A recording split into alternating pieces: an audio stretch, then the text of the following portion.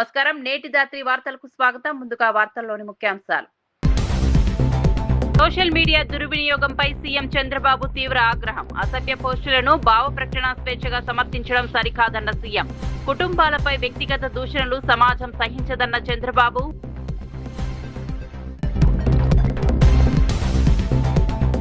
నిరుద్యోగులను మోసం చేసిన కాంగ్రెస్ ను నిలదీయాలని కేటీఆర్ పిలుపు. యూత్ డిక్లరేషన్ల పేరుతో యువతను మోసం చేశారన్న కేటీఆర్. యువతతో పెట్టుకుంటే కాంగ్రెస్ కు రాజకీయ మూల్యం తప్పదని వ్యాఖ్య.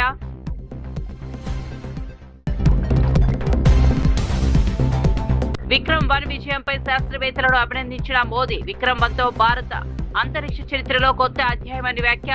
ప్రైవేట్ రాకెట్ విజయంపై స్కై రూట్ బృందానికి ప్రధాని అభినందనలు.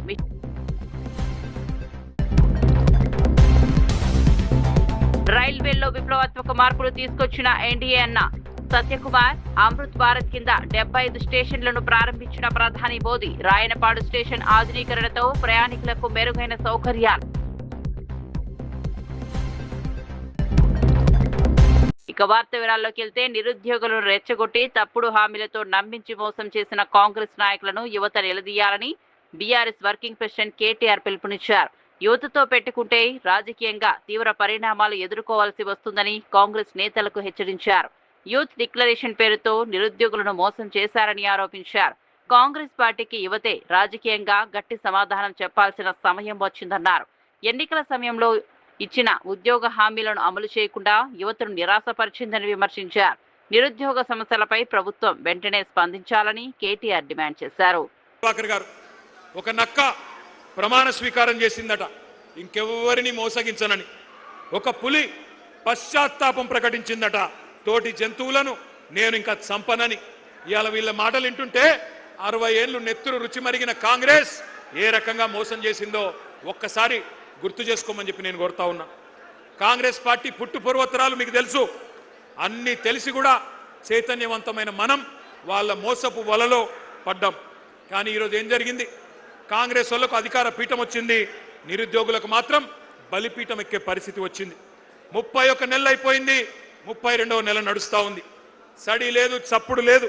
కళ్ళబొల్లి మాటలు నమ్మి గ్రామాల్లో తిరిగి మీ నాయనమ్మ కాళ్ళు, మీ తాత కాళ్ళు, మీ అమ్మమ్మ కాళ్ళు, మీ మామల కాళ్ళు, అత్తల కాళ్ళు, కోడల కాళ్ళు, అందరి కాళ్ళు మొక్కి కేసీఆర్కు ఓటేయకండి, కాంగ్రెస్ను గెలిపించండి అని ప్రచారం చేసిన నిరుద్యోగులు ఇవాళ బాధపడతా ఉన్నారు. ఇప్పుడే ఆ తమ్ముళ్ళు మాట్లాడింది మీరు విన్నారు. మాట తప్పిన ఈ జూటాగాళ్లను, మాట తప్పి ఇవాళ మిమ్మల్ని వంచిన ఈ దుర్మార్గులను, మిమ్మల్ని రెచ్చగొట్టి ఓట్లేయించుకొని అధికారం చేపట్టి నమ్మించి నట్టేట ముంచిన కాంగ్రెస్ను ఏం చేయాలో మీరే ఆలోచించండి. ముఖ్యమంత్రి మాటల్లో చెప్పాలంటే, రేవంత్ రెడ్డి మాటల్లో చెప్పాలంటే, బెల్ట్ ట్రీట్మెంట్ ఇద్దామా, లాగులో తొండలిడుద్దామా, గుడ్లు వీకి గోటీలాడదామా, ఏం చేద్దామో ఆలోచించండి. ఎందుకంటే ఒకటి మాత్రం పక్కా, ఒక్క మెసేజ్ పోవాలి పార్టీలకు, రాజకీయ పార్టీలకు, రాజకీయ నాయకులకు. యువతరంతో పెట్టుకుంటే కొన్ని తరాల పాటు పుట్టగతులు లేకుండా పోతారు అన్న సందేశం మాత్రం పోవాలి. అందుకే యూత్ డిక్లరేషన్ పేరుతో చీట్ చేసిన ప్రియాంక గాంధీకి, కాంగ్రెస్ పార్టీకి, రాహుల్ గాంధీకి, రేవంత్ రెడ్డికి మీరు డెత్ డిక్లరేషన్ రాయాలని చెప్పి నేను హృదయపూర్వకంగా మిమ్మల్ని కోరుతా ఉన్నా. వాళ్ళ చావు దెబ్బ కొడితేనే, వాళ్ళకు డెత్ డిక్లరేషన్ రాస్తేనే వాళ్ళకు సోయొస్తుంది, బుద్ధి వస్తుంది. తాను ఎవరో రాసిచ్చిన స్క్రిప్ట్ చదివే నాయకుడిని కాదని, ఎవరి చేతిలోనూ రిమోట్ కంట్రోల్ లా పనిచేసే వ్యక్తిని కాదని బీజేపీ ఎంపీ ఈటెల రాజేందర్ స్పష్టం చేశారు. తన రాజకీయ ప్రయాణంలో స్వతంత్రంగా నిర్ణయాలు తీసుకుంటూ ప్రజల సమస్యలపై పోరాటం చేశారని పేర్కొన్నారు. వ్యక్తిగత అభిప్రాయాల ఆధారంగానే మాట్లాడతారని, ఎవరి ఒత్తిళ్లకు తలొగ్గే స్వభావం తనది కాదన్నారు. తన రాజకీయ వైఖరి ప్రజల ప్రయోజనాల కోసమే ఉంటుందని, నిజం అనిపించిన విషయాన్ని ధైర్యంగా చెబుతారని ఈటెల రాజేందర్ వెల్లడించారు. చెండాడే ప్రయత్నం కూడా చేస్తాం. మేము ఎవరి మెప్పు కోసమో, ఎవరి స్క్రిప్ట్ రాసిస్తేనో, ఎవడు పలికిస్తేనో పలికేటోళ్ళం కాదు. మేము స్వయం ప్రకాశకులం. మాకు సొంత జ్ఞానం, సొంత అవగాహన, సొంత కమిట్మెంట్ ఉన్న వాళ్ళం. మేము కుంజిస్తే రిమోట్ కంట్రోల్ లాగా ఉంటుంది కాదు. ఈ అవగాహన మా మీద ఆరోపణ చేసేటువంటి నీచులకు ఉండాలని చెప్పి నేను మనవి చేస్తున్నాను. జిల్లా గుడివాడ సభలో ముఖ్యమంత్రి నారా చంద్రబాబు నాయుడు సోషల్ మీడియాలో జరుగుతున్న అసభ్య పోస్టులపై తీవ్ర ఆగ్రహం వ్యక్తం చేశారు. ఎన్నికల్లో ప్రజలు చాలా వరకు రాజకీయ చర్చలను శుభ్రం చేశారని, ఇంకా కొన్ని చోట్ల దాని ప్రభావం కనిపిస్తోందన్నారు. ఉప ముఖ్యమంత్రి పవన్ కళ్యాణ్ కుటుంబంపై సోషల్ మీడియాలో అసభ్యకర పోస్టులు పెట్టి దానిని భావ ప్రకటన స్వేచ్ఛగా సమర్థించుకోవడం సరికాదని మండిపడ్డారు. వ్యక్తిగత దూషణలు, కుటుంబాలపై అవమానకర ప్రచారాన్ని సమాజం సహించదని పేర్కొన్నారు. బాధ్యతాయుతమైన సోషల్ మీడియా వినియోగం అవసరమని సీఎం చంద్రబాబు సూచించారు. కష్టపడే మనస్తత్వం ఉంది. నేను గాని, మా మిత్రుడు పవన్ కళ్యాణ్ గారు గాని, నరేంద్ర మోడీ గారు గాని మేమందరం ఒకటే ఆలోచిస్తున్నాం. ప్రజలకు సంక్షేమ కార్యక్రమాలు ఇవ్వాలి, అభివృద్ధి కార్యక్రమాల వైపు నడిపించాలి. మిమ్మల్ని ఎప్పటికప్పుడు చైతన్యవంతులు చేసి మిమ్మల్ని సక్రమమైన మార్గం నడపడానికి పనిచేస్తున్నాం. ఈరోజే అంగన్వాడీ కార్యకర్తలు, ఇక్కడే స్వచ్ఛ ఆంధ్రప్రదేశ్లో పనిచేసే కార్మికులు, వీళ్ళిద్దరికి కూడా తల్లికి వందనం అమలు చేయడానికి నిర్ణయం తీసుకున్నాం. వాళ్ళ అకౌంట్లో కూడా డబ్బులు వేస్తాం. తెలంగాణ కాంగ్రెస్ కార్యకర్తల ప్రధాన లక్ష్యం 2029లో రాహుల్ గాంధీని ప్రధానమంత్రిగా చేయడమేనని TPCC working president T Jaggareddy అన్నారు. పార్టీ రాష్ట్ర ఇన్ఛార్జ్ మీనాక్షి నటరాజన్, ముఖ్యమంత్రి రేవంత్ రెడ్డి, టీపీసీసీ అధ్యక్షుడు మహేష్ కుమార్ గౌడ్ సమక్షంలో జరిగిన సమావేశంలో ఈ మేరకు కార్యాచరణపై చర్చించినట్లు తెలిపారు. రాష్ట్రంలోని 17 లోక్సభ స్థానాల్లో కనీసం 14 స్థానాలు గెలవాలని లక్ష్యంగా పెట్టుకున్నామని చెప్పారు. నియోజకవర్గాల పునర్విభజన అనంతరం ఆ సంఖ్యను 20కి పెంచి క్లీన్ స్వీప్ సాధించే దిశగా పార్టీ పనిచేస్తుందని జగ్గారెడ్డి వెల్లడించారు.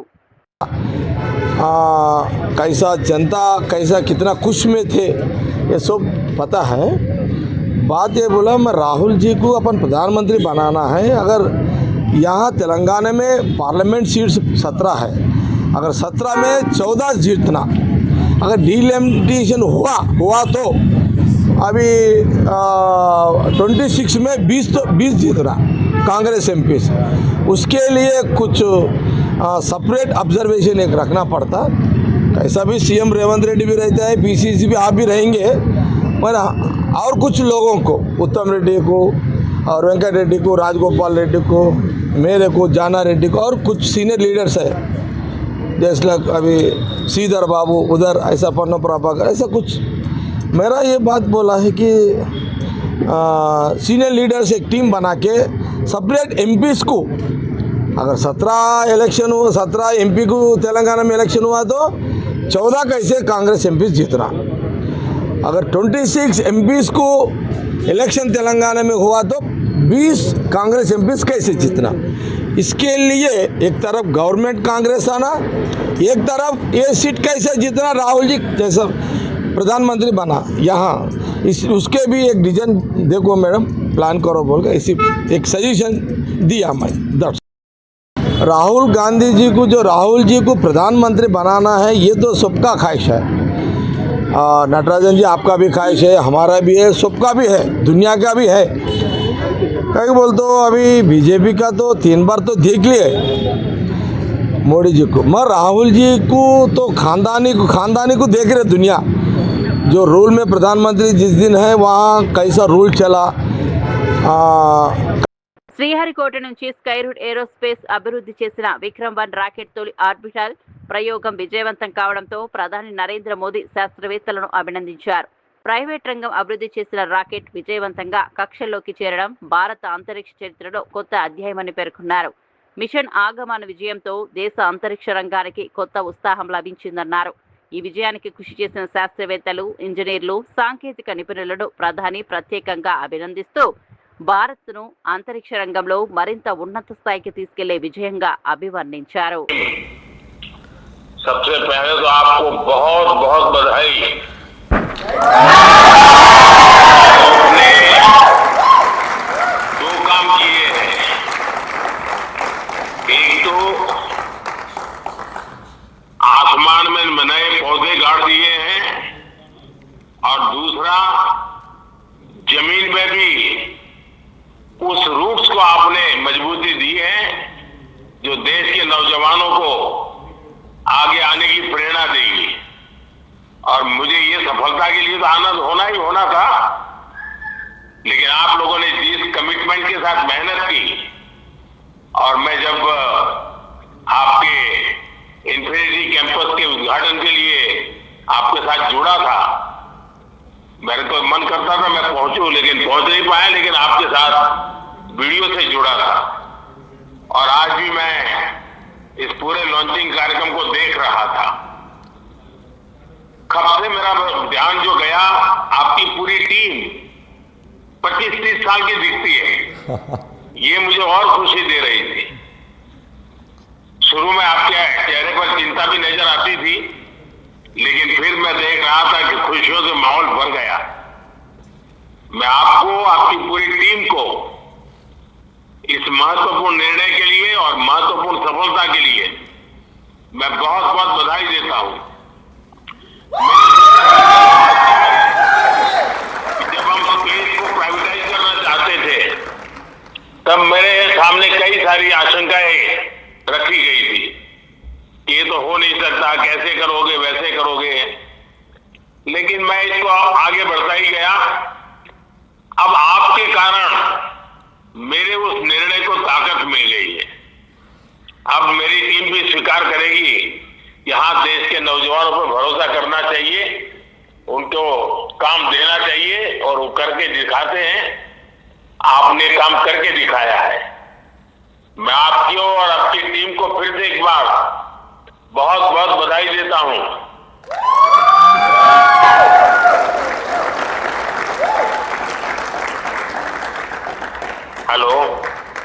Hello, sir. Thanks a lot for your wishes.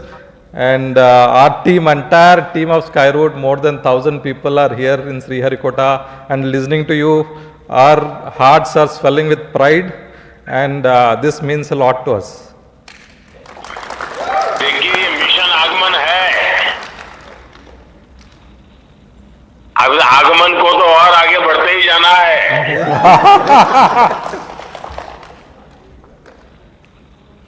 Sure, sir. और सर आपका कार्ड जो आप भेजे थे, that has successfully reached space and you have written Vande Mataram. So Vande Mataram is in orbit. देखिए, मेरे लिए बहुत खुशी की बात है, जब आपने सुझाव भेजा तो मेरे मन में कई विचार आए थे, लेकिन आखिर मैंने सोचा मैं सिर्फ वंदे मातरम लिखूंगा। उसके दो कारण थे। इस बार हमारा देश वंदे मातरम के 150 वर्ष मना रहा है, तो मैं चाहता था कि इसको एक नए तरीके से मनाएं, और वंदे मातरम ही था जिसने देश के नौजवानों को हमेशा देश के लिए जीने मरने की प्रेरणा दी थी। और आज वंदे मातरम हमें देश के लिए जीने की ताकत देता है, और आप लोगों ने जी करके दिखाया है। आपका जो कुछ भी मिशन है, मैं इसको एक प्रकार से वंदे मातरम मिशन ही देखता हूं, कि भारत मां की गरिमा को नई ऊंचाइयों पर पहुंचाना, नई पीढ़ी को टेक्नोलॉजी को लाभ देना, और नई पीढ़ी को टेक्नोलॉजी में आने के लिए प्रेरित करना, हर प्रकार से। और उसमें से मेरे मन में विचार आया कि लंबा कुछ ना लिखूं, सिर्फ वंदे मातरम मेरे भाव व्यक्त करूं। और मुझे खुशी है कि कल आपने उस बात को मीडिया से भी शेयर किया, और आज इस सफलता के साथ वंदे मातरम का भाव भी नई ऊंचाइयों को पार कर रहा है। Thank you, sir.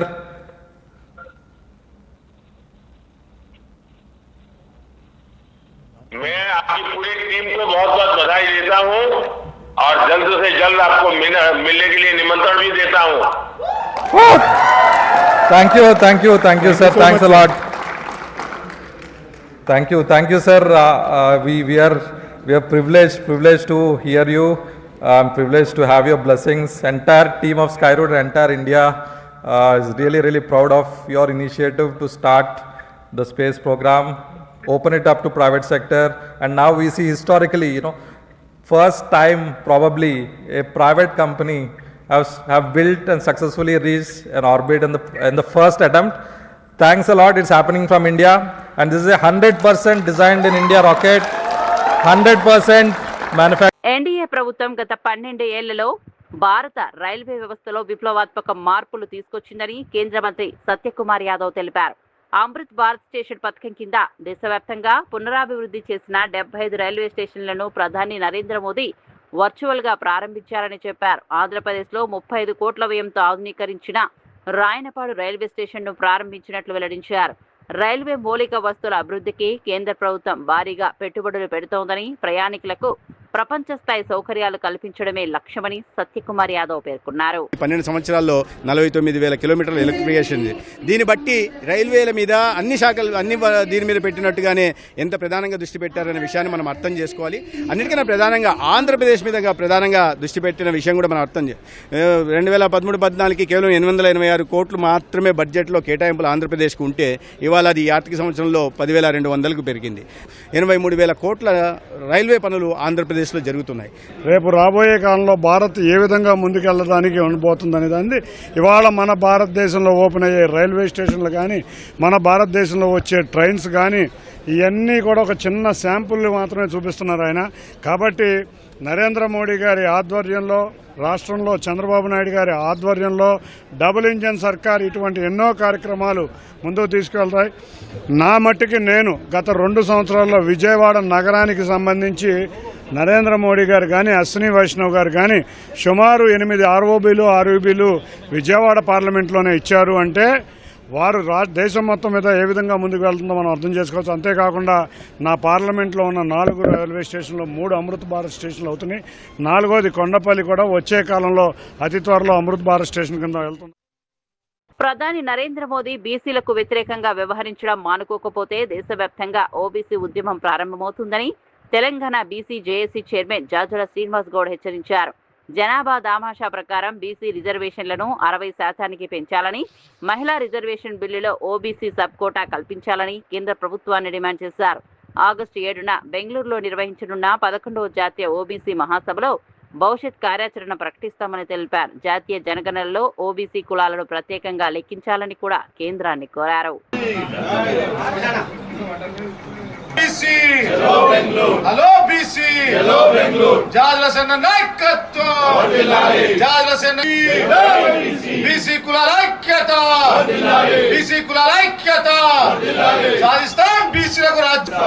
చేపట్టాలి జాతి జనగణనను, ఓబీసీ కులగణనను చేపట్టాలి జాతి జనగణనను, ఓబీసీ కుటుంబాల లెక్కింపును చేపట్టాలి. మహిళా బిల్లులో బీసీ మహిళలకు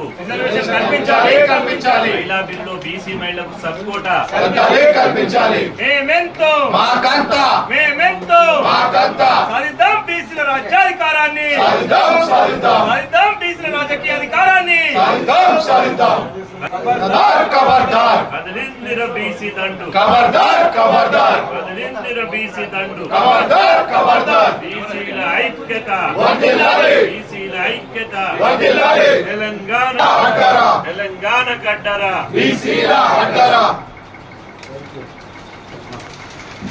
ఏకతాటి మీద తీసుకొచ్చి దేశంలో బీసీ ఉద్యమ నిర్మాణాన్ని దేశవ్యాప్తంగా విస్తరించడానికి, దేశంలోని 80 కోట్ల మందిని ఏకం చేయడానికి ప్రతి సంవత్సరం జాతీయ స్థాయిలో 29 రాష్ట్రాల ప్రాతినిధ్యంతో మేము జాతీయ ఓబీసీ మహాసభను నిర్వహిస్తున్నాం. ఇప్పుడు రేపు ఆగస్టు 7న నిర్వహించేటువంటి సభ 11వ జాతీయ మహాసభ. అంటే ఇప్పటికే 10 రాష్ట్రాల్లో జాతీయ ఓబీసీ మహాసభ నిర్వహించాం. ఢిల్లీ నుంచి కాశ్మీర్ నుంచి కన్యాకుమారి వరకు, కాశ్మీర్ నుంచి కన్యాకుమారి వరకు బీసీ ఉద్యమాన్ని విస్తరించడమే లక్ష్యంగా, బీసీలకు రాజ్యాధికారమే ధ్యేయంగా, బీసీలను ఐక్యం చేయడానికి, దేశవ్యాప్తంగా ఉన్నటువంటి బీసీ డిమాండ్లను పరిష్కరించుకోవడానికి ఈ జాతీయ ఓబీసీ మహాసభ నిర్వహిస్తున్నాం. ఈ మహాసభకు దేశవ్యాప్తంగా ఉన్నటువంటి 29 రాష్ట్రాల ఓబీసీ ప్రతినిధులు హాజరు. తమ న్యాయమైన డిమాండ్ల పరిష్కారం కోసం ఐకేపీ, వివోఏలు మంత్రి కోమటిరెడ్డి వెంకటరెడ్డి క్యాంప్ కార్యాలయాన్ని ముట్టడించారు. ప్రభుత్వ ఉద్యోగులుగా గుర్తించాలని, కనీస వేతనం అమలు చేయాలని డిమాండ్ చేస్తూ మహిళా ఉద్యోగులు, కార్మికులు మంత్రి నివాసం ఎదుట బైఠాయించారు. ప్రభుత్వానికి వ్యతిరేకంగా నినాదాలు చేస్తూ ప్లక్లారులతో నిరసన వ్యక్తం చేశారు.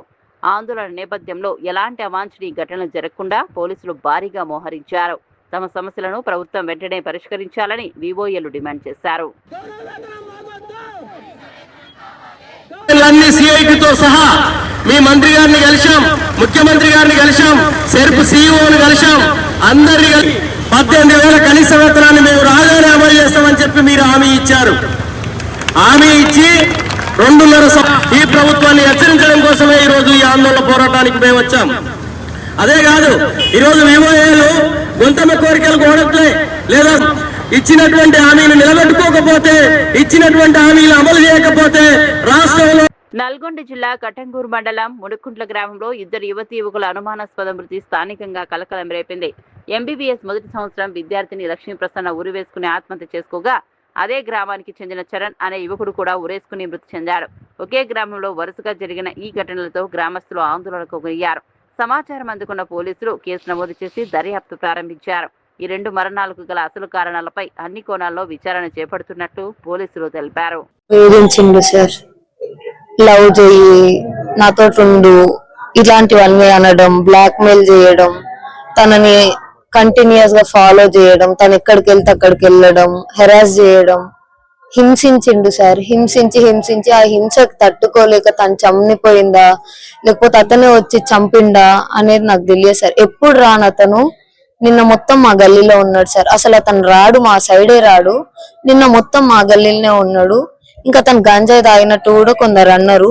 ఆ మత్తులో చేసిండేమో అని అయితే నేను చెప్పగలుగుతున్నా సార్. ఒకవేళ తనే చేసుకుంది అంటే అతను వేధించే వేధింపులకు తట్టుకోలేక చేసుకుంటా సార్.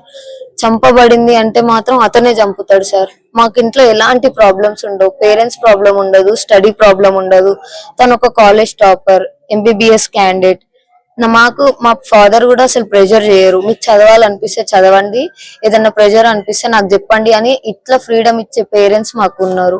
ఈవెన్ మా పేరెంట్స్, మా మదర్ ఆర్ ఫాదర్ ఒక పని కూడా చెప్పారు సార్. చాలా గారాభంగా పెంచిన వాళ్ళే, చాలా గారాభంగా పెంచారు కదా. మేము ఏ ప్రెషర్ తోని చనిపోం సార్. ఒకరు వచ్చి వేధిస్తే తప్ప చనిపోయేటట్టు, లేదంటే ఒకరు వచ్చి చంపేస్తే తప్ప చనిపోయేంత. అవును సార్, ఇబ్బంది పెడుతుండు అతను. ఒక 1 year నుంచి లవ్ చేయి అని ఇట్లా ఇబ్బంది పెడితే నాకు మా చెల్లెలు చెప్పినప్పుడు. గుంటూరు ఘటన రెడ్ బుక్ రాజ్యాంగానికి పరాకాష్ఠగా నిలిచిందని వైఎస్ఆర్సీపీ నేతలు ఆరోపించారు. టీడీపీ అంటే దుశ్శాసన, దుర్మార్గుల పార్టీగా మారిందని విమర్శించారు. ఎమ్మెల్యే గల్లా మాధవి, ఆమె అనుచరులు సెటిల్మెంట్ చేసేందుకు ప్రయత్నించారని ఆరోపిస్తూ ఈ ఘటనపై సమగ్ర విచారణ జరపాలని డిమాండ్ చేశారు.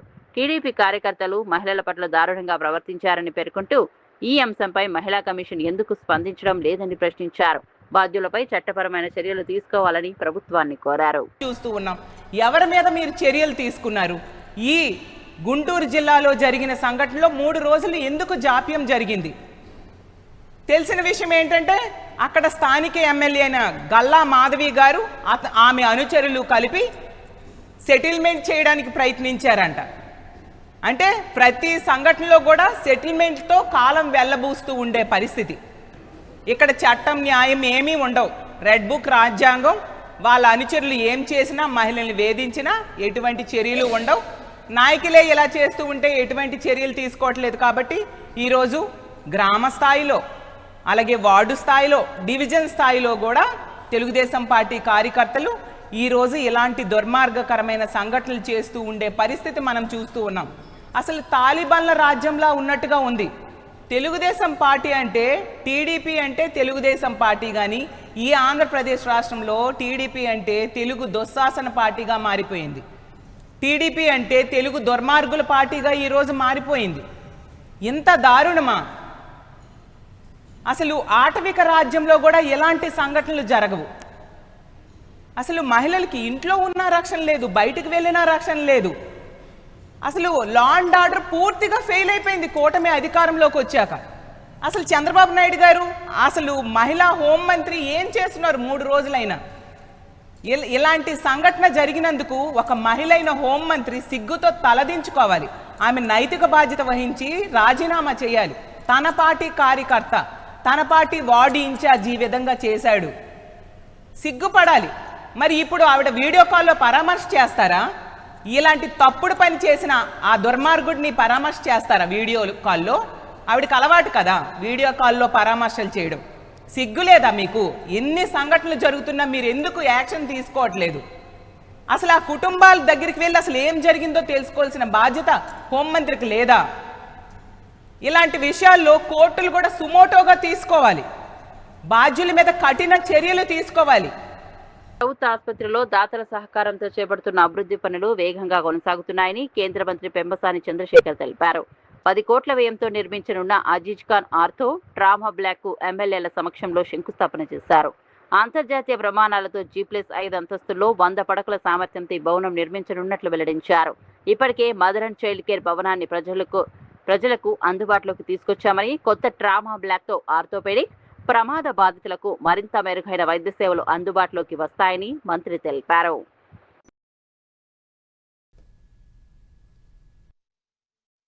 దాదాపు 10 కోట్లు లేదా దానికంటే కొద్దిగా 1-2 crores ఎక్కువైనా కూడా ఆర్థో అండ్ ట్రామా బ్లాక్ కి శంకుస్థాపన చేయడం జరిగింది. 100 బెడ్లు ఉంటాయి, 85 వార్డుల్లో బెడ్లు, 15 ICU బెడ్లు, G+5 ఫ్లోర్స్ అన్నారు. అయితే మనం ఇప్పుడు పార్కింగ్ కూడా ఒక ఫ్లోర్ ఉంటే బాగుంటుందని అడుగుతా ఉన్నాం.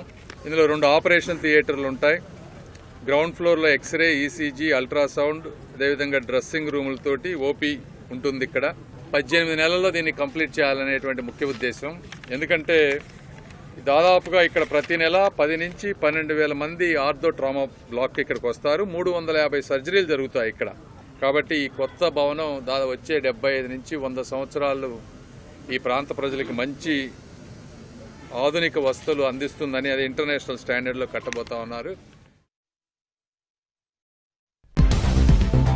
సోషల్ మీడియా దుర్వినియోగంపై సీఎం చంద్రబాబు తీవ్ర ఆగ్రహం. అసభ్య పోస్టులను భావ ప్రకటన స్వేచ్ఛగా సమర్థించడం సరికాదన్న సీఎం.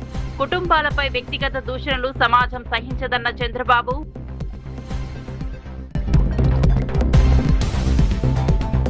నిరుద్యోగులను మోసం చేసిన కాంగ్రెస్ ను నిలదీయాలని కేటీఆర్ పిలుపు. యూత్ డిక్లరేషన్ల పేరుతో యువతను మోసం చేశారన్న కేటీఆర్. యువతతో పెట్టుకుంటే కాంగ్రెస్ కు రాజకీయ మూల్యం తప్పదని వ్యాఖ్య.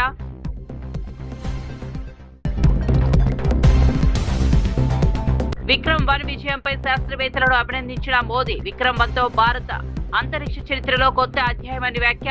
ప్రైవేట్ రాకెట్ విజయంపై స్కైరూట్ బృందానికి ప్రధాని అభినందనలు.